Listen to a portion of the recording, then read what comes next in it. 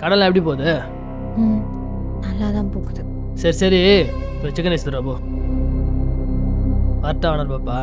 Hello, ஒரு நிமிஷம். கண்மணி, காசு வாங்காம எதுக்கு பார்சல் கொடுத்துட்ற? மச்சான் வேணாம் மச்சான், போட்டுண்டா. காசுலாம் ஒண்ணு கேட்காதடா. ஏன் கேட்கக்கூடாது?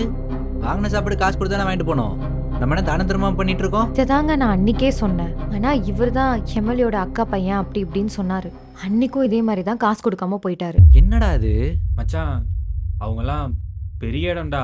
தேவையில்லாம பிரச்சனை பண்ணா நமக்கு தான்டா ஆபத்து. நான் தம்பி புரிஞ்சுதா? எங்களை பக்கச்சுக்கிட்டு நீங்கள் கடையெல்லாம் நடத்த முடியாது. நீ யாரா வேணாரு, எவனா வேணாரு, வாங்கின சாப்பாடு காசு கொடுத்துட்டு இங்க இருந்து கிளம்பு. கடை உடைக்கு வா சொல்றா, கடை உடைக்கு வா. முட்டிஞ்சா கைவிடா பார்க்கலாம். வைடா.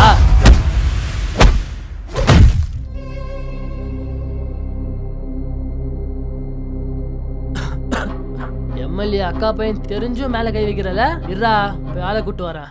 அண்ணே 2 வாரத்துல கொடுத்துறேனே. ஏன்னே கடைக்கெல்லாம் வந்துட்டு இருக்கீங்க? உன்னதான் பிடிக்கவே முடிய மாட்டேங்குதே. டேய் மச்சான், என்னடா ஆச்சு? ஏன் ஒரு மாதிரி நிக்கிற? மச்சான் ஒன்றும் இல்லடா, நீ போடா, நான் என்னன்னு பேசிக்கிறேன். நீ வாய மூடு. அண்ணே நீங்க சொல்லுங்கண்ணே, என்ன பிரச்சனை? தம்பி, இவர் என்கிட்ட கொஞ்சம் கடன் வாங்கிட்டாப்புல, 10,000 ரூபாய். வாரம் கரெக்டாக தான் கொடுத்துட்டு இருந்தாப்புல. இப்போ 1 மாசமா 1 ரூபா கூட கொடுக்கல. நானும் அவன் கரெக்டாக கட்டுவான் தான் விட்டுட்டேன். ஆனால் இப்போ என்னன்னு பார்த்தா 6,000 ரூபாய்க்கு மேலே அப்படியே நிற்குது நிலுவையில். காசு கேட்டால் அப்புறம் தரேன்னு சொல்லி ஒழிட்டிட்டு இருக்கா. அப்படி அதான் இன்னைக்கு என்னன்னு கேட்டு விட்டு போகலான்னு வந்தேன். இன்னும் எவ்வளோண்ணே தரணும்? 6,000 தரணும் தம்பி. சரி, நீங்கள் இப்போ கிளம்புங்க. நாளைக்கு வந்து உங்கள் காசு வாங்கிக்கோங்க. சரிப்பா, பார்த்துக்கோ. மச்சான் என்னடா அது? எது கடன்லாம் வாங்கிட்டு இருக்க?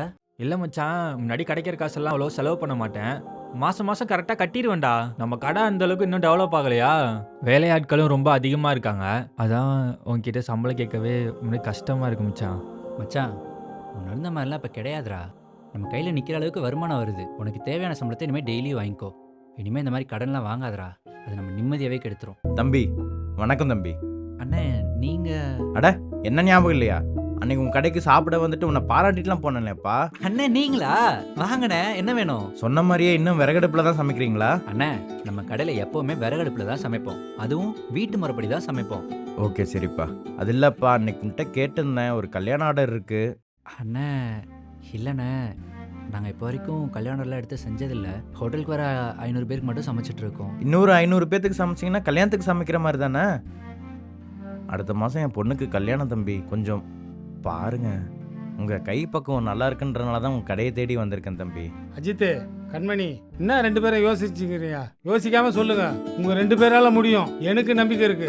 ஐயா, உங்க வீட்டு கல்யாணத்துக்கு நாங்க கண்மணி மெஸ்ல இருந்து சமைச்சு கொடுக்குறோம். அதுவும் வீட்டு முறைப்படி.